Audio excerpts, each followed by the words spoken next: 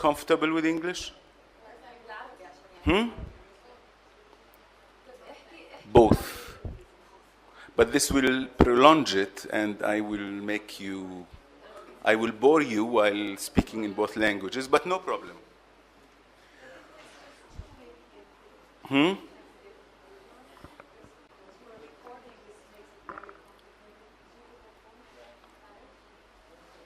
But why don't they have their kits if the kits are available? If you want, I can speak in English. If it solves the problem, I have no problem. English, German, Arabic, Romanian. Omar, speak in English, and I'll get the kits for the Arabic. Okay. So I prepared lots of things in Arabic, but now I'll try to translate them. So okay, my title is in Arabic, القدس ومعاني التشرذم بير نبالة نموذج لمدينة مبتورة. This means I'm trying to take Bir Naballah just as an occasion to enter into a deeper and demography. And the space is not only the physical space, it has a legal component of power, and it has an everyday meaning, which I'll try to connect to them. So I'm trying to talk about Jerusalem and the meaning of fragmentation. It's a socio-political meaning, which we experience each time when we pass through space. And I'm trying to talk about Bir Naballah as an example of an amputated city. Urban amputation, it's not a thing which we experience in many other countries, but I think in Jerusalem, like Alexandro's example also brings that explicitly. I'm afraid I'll push this and I'll fall with it. I'm noticing that. Okay. So, this is Jerusalem. Nice postcard picture. Is it the city of peace, or is it the city of peace process? And it seems many times we are noticing that cannons are not loud anymore, but the war is still going on, according to me, on the tables of planners, and we shouldn't underestimate that, because usually soldiers come at first to occupy a city, but the war continues without them. With the municipality, with the governing body, you manipulate and govern cities, as architects know. Which also puts a question: what are the role of architects? Are they really social thinkers, or are just decorators of the rich? Which I'm sorry to say, most of our architects choose the second position. Yeah, it's important for all religions.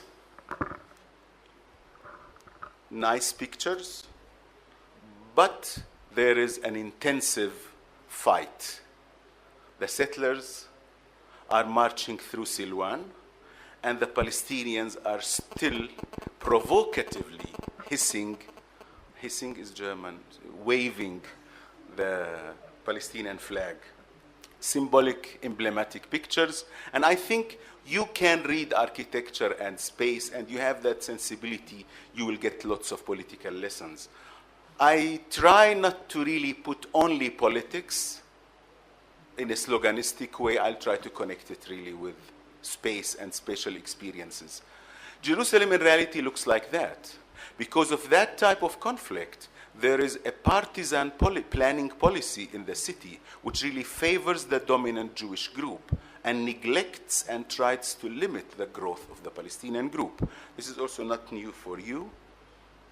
Jerusalem also looks like that, which is part of excluding that Palestinian, the Palestinian population, spatial exclusion, especially now by the wall. Okay, let's start from Jerusalem in 1967. If you see the blue area, it's practically Israel proper. After 48, Israel occupied that area, which is the tongue getting inside, and all the brown areas or the yellow areas are Palestinian communities.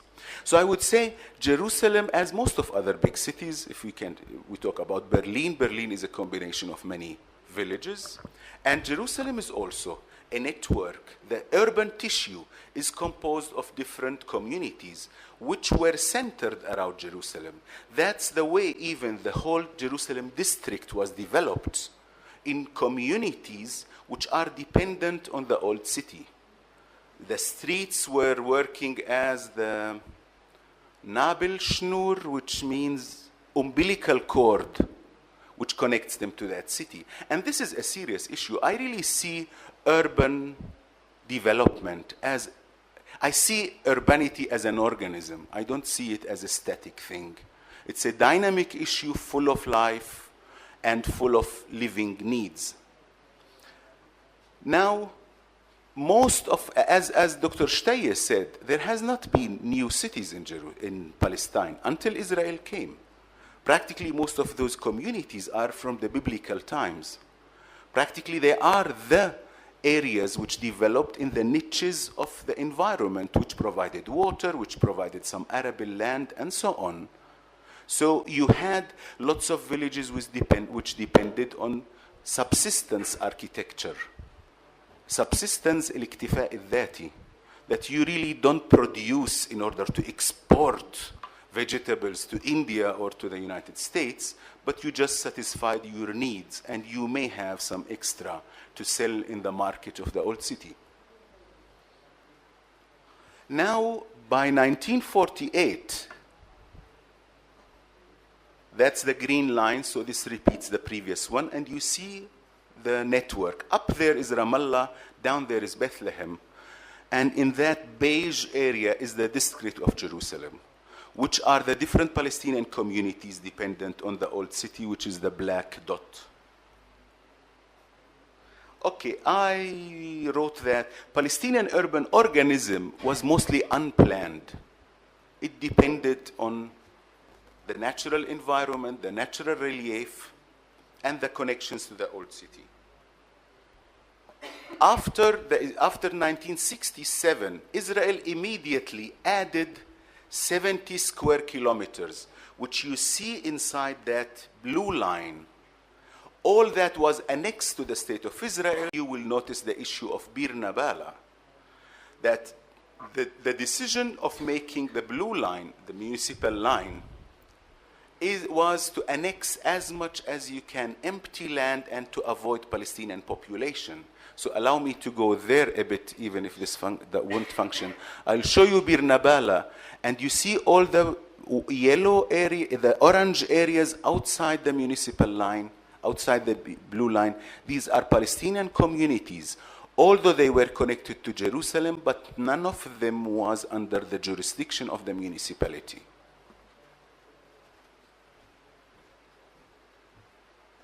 Bir Naballah is here, and all these Palestinian communities were excluded out of the municipal line.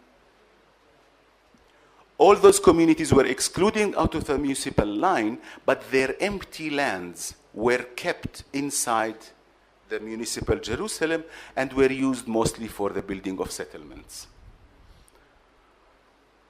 From the 70s, we have a very active building promotion for Jewish-only settlements around the area. They usually occupy hilltops, which you don't see this example in previously sustainable villages because it doesn't make any sense to grow your food down the hill and go and live on the top. So most Palestinian villages were like in the middle of the slope. So you keep the valley for agriculture and you live in a reasonable distance because it's also a matter of energy and sustainability, which comes out of natural interaction with the landscape. In the same time, you have heard this from lots of architects, so I'm not like focusing on it. But while expanding the development of the Jewish-only settlements, there has been a focused, restrictive policy and planning and zoning, Israeli planning and zoning, which restricted the expansion and the development of the Palestinians. That has been characterized by land confiscation, also low densities for Palestinians, which constituted that partisan policy of the Israeli municipality. You have difficulties in getting building licenses. There are sometimes more demolition than issued Israeli licenses. For example, in 2006, Israeli municipality issued only 46 building permits, but demolished 158 homes in the same year. So I will focus on one thing, which is conflict on homes and the production of space. Practically, this is the way the municipality is manipulating, as I said before, geography and demography. Also on the holy spaces, it's also on the resources of the city. It's economic, political, religious, but I want to focus. You have around 22%, which are considered to be green areas. Green open space, usually in the planning law, it's a category in the law. If you want to build there, you have to change the law. And I think most of you know how difficult is it to really change the law. Okay, and Palestinian built-up areas remain out of all the annexed area only in 13% of the annexed region. Here, this is an example of an ideological, also racist planning, which uses double standards. And here, if you notice there, we have light green and dark green. Light green is the area which is called unplanned, while dark green is green open space. If you see the light green, it surrounds the bluish areas, which are the Israeli settlements. So to expand the Israeli settlements, it's easy because you apply for, provide a plan for the unplanned areas. But to expand the orange areas, which are Palestinians, you have to change the law, which is a tedious process that can take you years and costs you a lot of money, and you have no guaranteed answer of acceptance for your plans. So by that, indirectly, Israelis say, oh, we are applying the law. But how the law is designed, it's directly attacking the Palestinian ability of expansion and development, especially within the municipal line. So at the end, we notice that this war on housing through a colonial settler model. And here I would say the colonial settler model is different than the colonial model which you can notice in India. In India, the British didn't compete with the Indians really on space. In a colonial settler model, you compete also with the inhabitants continuously on space and territory. So Israel is practically using its civilians to occupy, to settle in occupied land. Some of the statistics which are there talk about 42% of the settlers which were introduced in East Jerusalem occupy now, or by the year 206, 65% of the housing units. The minority has more housing than the majority. In the same time, the Palestinians, who are 58% of the population only in East Jerusalem, and I'm talking about those 70 square kilometers, occupy only 35% of the housing units, which is a total discrepancy. We notice that there is something by the Mac which changed the numbers. Okay, I made it on a PC, and so the housing density is written there as 9.1. It's 1.9. We shouldn't exaggerate, even if the Israelis are our enemies. And the housing density per room in the Jewish neighborhoods is 0.9, which is something more than double the density. And the Palestinian, and 28% of the Palestinian homes are considered to be built illegally, this means without a license, and we have an approximate need for 1,000 units a year, new homes, in order to come to a certain balance. So here I would repeat that mainly space is composed by the vision of power, which can be translated into laws, regulations, and plans. Then you have the material aspect of space, streets, public buildings, walls, checkpoints, etc. in our case too. And then you have the meanings of the everyday life, which produces change in socio-political meaning, and according to Gramsci at least, it's the place for revolution. It's the place where revolution starts. Gramsci and Lefebvre insist on that, and they have their hope that through our everyday experience, we can change and we can influence change in society and space. So practically, space is a product of socio-political power. Place is space plus meaning. All that meaning which accumulates while we look at those spaces, make the space a place, takes it from an abstract notion to a notion which you can identify with the meanings which you connect to it. And at the end, I will emphasize my approach that urban planning is an operational tool of political power. And this applies in this case on both, on us as Palestinians, but also on the Israelis, which really shape that space and use urban planning as an operational tool of power. Operational tool of power, I would translate it in Arabic, وسيلة تنفيذية، أداة تنفيذية لخدمة القوة والسيطرة. Oh, the numbers are also crazy.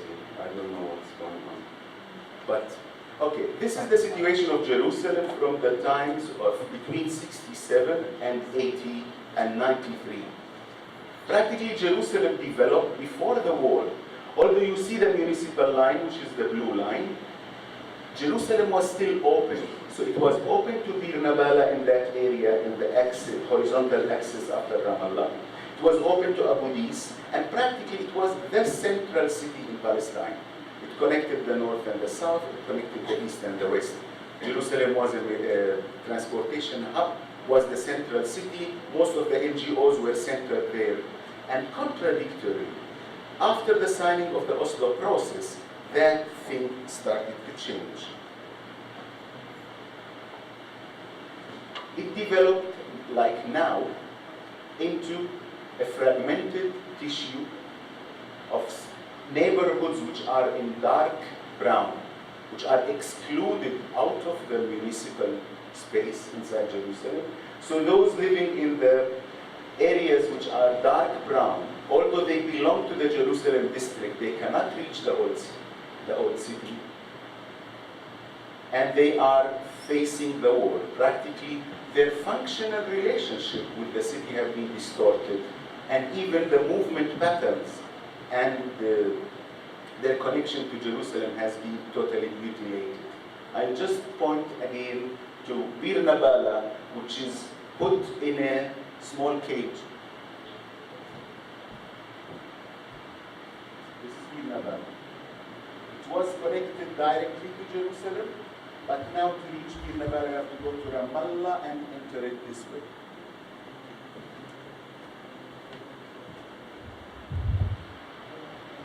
Now, Bir Naballah, from being an architectural or an urban extension of Jerusalem,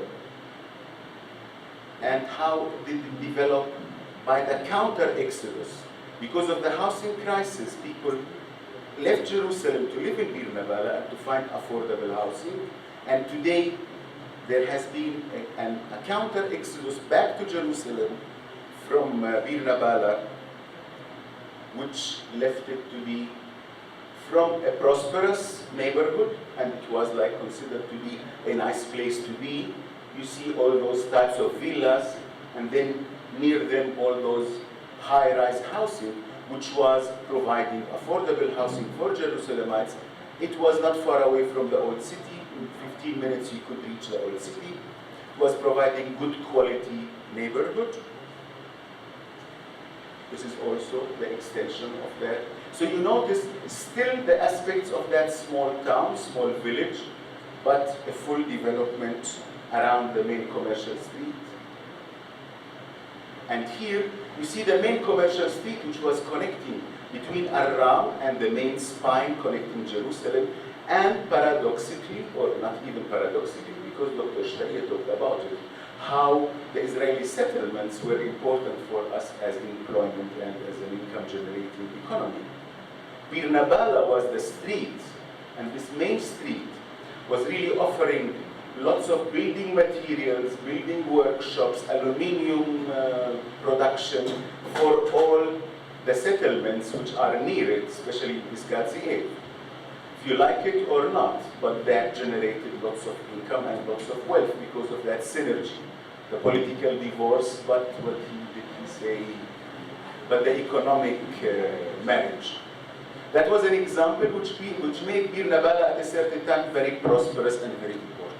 So that typical main street where you have the shops, the economic activities, and on top you have housing, that was the main characteristics of the main street of Bir Naballah, where you had that fishbone concept.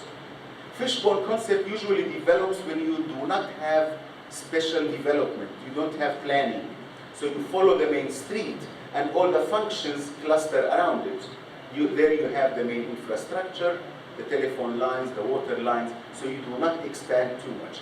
You expand further when you have plans for new towns, and that was more the case of the Israeli settlements, which have a grid form. A grid form, I mean geometrically arranged homes, and mass production of housing units, while by the Palestinians you have a kind of piecemeal growth, which is more the organic type of development based on what you need, but not things which are projected into the future, and the scale of building remains somehow limited. You have homes which are maximally 4 to 5 floors, and if you multiply it with 2 apartments on each floor, you have something like 7 to 8 apartments per home. Bir Naballah was really an active neighborhood. Halls for marriage, workshops, architectural offices, station, Hope Station for gasoline. All those things do not come into an area which is deprived from people. That was a main route which was full of life and commercially very vivid. But the main entrance to Jerusalem, which was going this way, was closed by the building of the wall. So this transformed the whole neighborhood. It changed the circulation patterns in it, and it affected the need and the interest and the attractiveness of that neighborhood. So practically, now you have a new entrance to Bir Naballah, which is like this. It's underneath the highway which connects Jerusalem to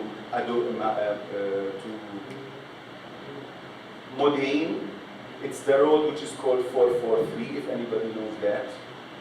Practically, it's a fortified wall. These are parts of the security wall surrounding Bir Naballah.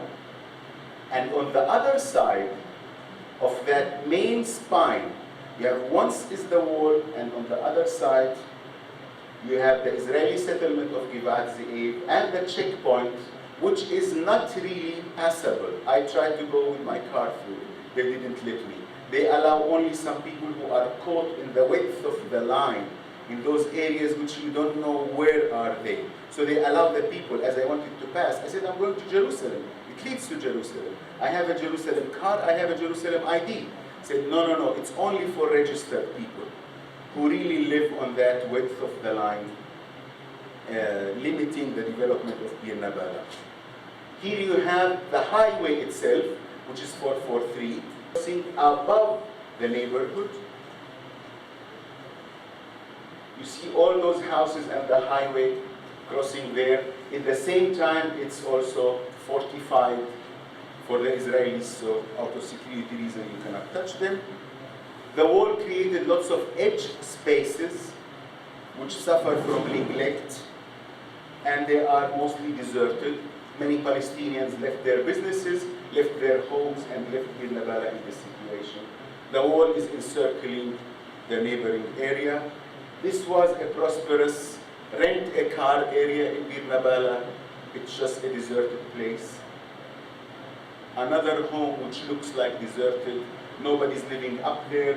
The grocery down there and the satellite shop is not functioning anymore. You see here clear empty homes which didn't continue to be built. Practically, the strategies of the powerful was to plan Jerusalem and to limit Palestinian development. The tactics of the weak Palestinians were many times of building without a license. Although here they built without a license, but the lack of interest in the Jerusalemites after the war, because of the whole transformation, made the whole neighborhood unattractive for people. If you look at that housing buildings and the shops, they are already closed, which were very vivid and very active. And that building has some apartments are developed, some apartments are left empty. So even the building process stopped, although some people took homes and developed them. So you see the typical broken window phenomena, which generates only neglect in such a neighborhood because it has lost its connection to Jerusalem, and it didn't develop yet a strong connection to Ramallah, although it could provide also housing and affordable housing for the Ramallahs. But it seems cities are more sluggish in their development and much more slow than what we expect theoretically.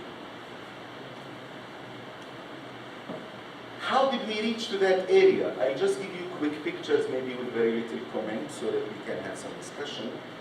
The technology of fragmentation, how you chop up a city, control it, and you really create psychological and mental barriers to change. It started with a checkpoint, with the small elements of the wall. That was around the year 2000. From small walls to perfectly closed areas. This is between Jerusalem and the Abu Dis area. We could reach from the old city to Abu Dis in 5 minutes. Now we have to drive for half an hour and like 18.5 kilometers. This is the same case of Bir Naballah, where the Israeli highway goes above the Palestinian neighborhoods. The other one is the main Israeli highway going to the south and secondary streets for the Palestinians. What was temporary, here I should make it like Alessandro, what was temporary became permanent. And this has a very important psychological effect on us. People started to sneak in the last possible cracks in the wall, which are closing continuously, although they are still there. This is a permanent station. This is the Calandia. If you want to reach from Jerusalem to Bir Naballah, you have to cross this and to go to Ramallah, and from Ramallah go back south. So space became to be an arena of resistance and symbolic resistance. Like here we see in the streets of Jerusalem, like I said, I focused on housing, but we have also the religious aspects, the economic aspect, the demographic aspect. Here before the Friday prayers, Israelis really prevent sometimes people who are above 40 to enter in Al-Aqsa. So practically the streets around the old city become arenas of symbolic resistance, and praying there becomes a symbolic issue of defying that ban. Although I'm not religious, but I really sometimes enjoy being there and just saying, okay, you won't stop me from doing it. We will come back someday. This is written on the wall from inside Bir Naballah. I agree that we all want to come back and we all want to turn history back. But how? What are the challenges which are imposed on us by Jerusalem?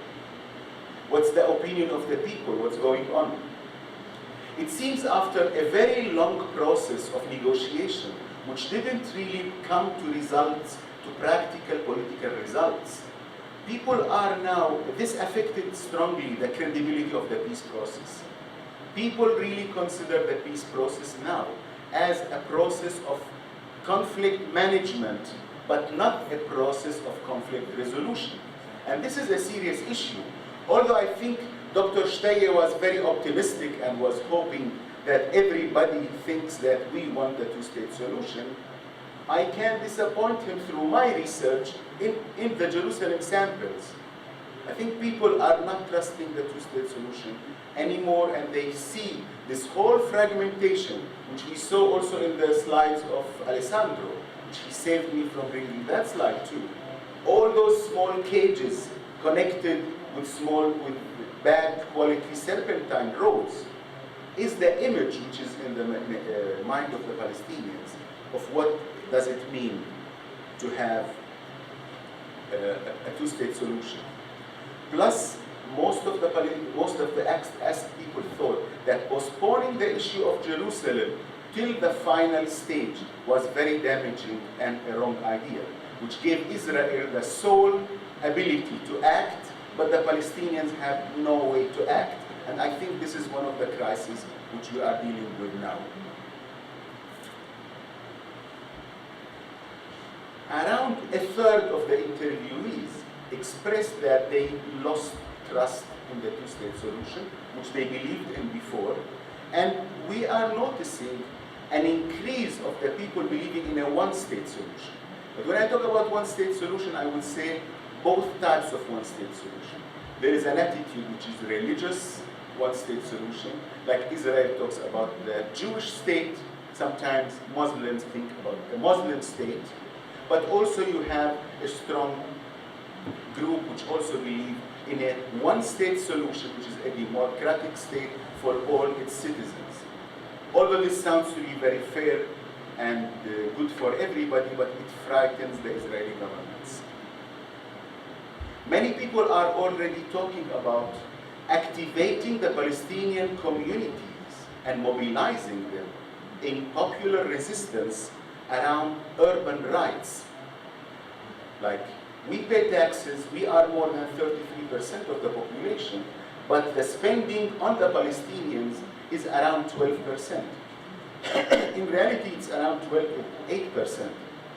But lately, the light train is passing partially through a Palestinian area, and in order to boost the budget for the municipal, for the Arab areas, the Israelis added the budget of the light train to the spending on Palestinians, so we are raised to 12% from 8%. It's not new that Palestinians are talking about racial discrimination in the procedures of the Israeli municipality. They also consider that the strong settlement policy, especially in Silwan and around the old city, creates fears that the situation in Silwan will be like the situation in Hebron. Did anybody go to Hebron and see how the Palestinian minority is living between the settlers? And in order to avoid all the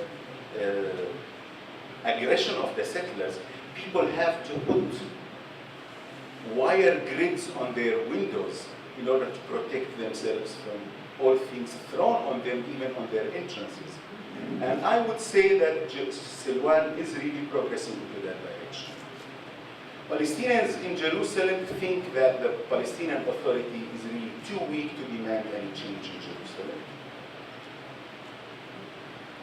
And there is a general tendency which looks for an international management of the city, which is the old corpus separatum approach. Palestinians feel themselves marginalized, and they are thinking if there are any possibilities to solve their problems through the Israeli law, but this is again a contradiction. If the law is designed against you, how can you really use it to defend your rights? Before we were saying about the Palestinians that, oh, they enjoy medical insurance and Israeli social benefits. That was true really for the older generation of my parents. They were happy that all of a sudden, because they were considered on Israeli land, they had these social benefits. But the new generation doesn't seem to see this as a kind gesture from the Israelis. Now interviewing young Palestinians, they say, this is a right. We have been paying for it for generations. And these are some slight changes in the self-confidence of the Jerusalemites, which they start to feel, these are our rights. You are not giving us any benefits. For our parents, which they had medical insurance and social benefits, were thinking it's good because those in Ramallah under military occupation were not able to. In the same time, people are talking, what about forms of resistance?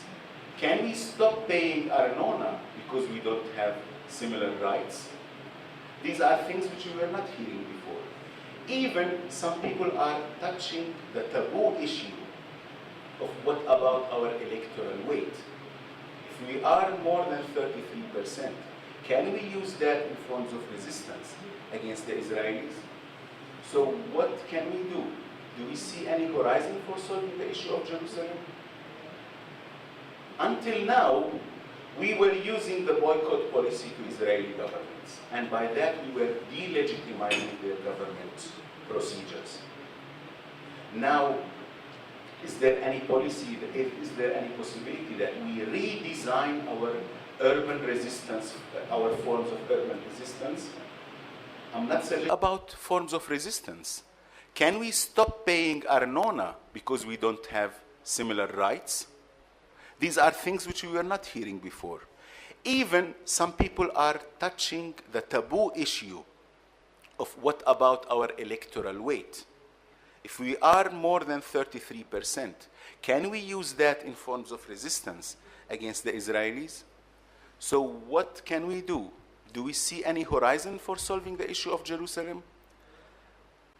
Until now, we were using the boycott policy to Israeli governments, and by that we were delegitimizing their government procedures.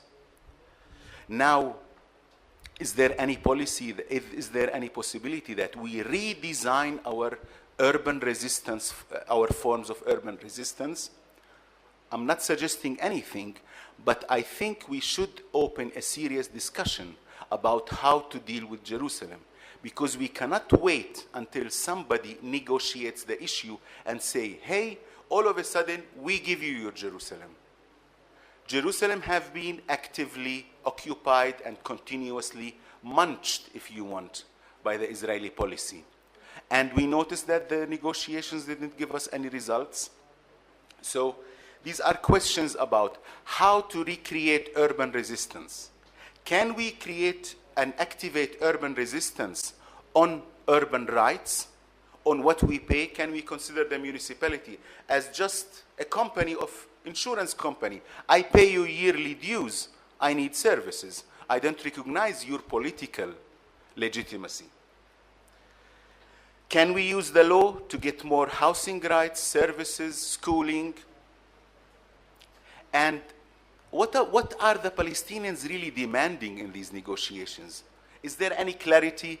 Do we know anything about it in Jerusalem? Why we have been angry about Saeb Arikat when the Al Jazeera leaks showed that some details of his negotiations.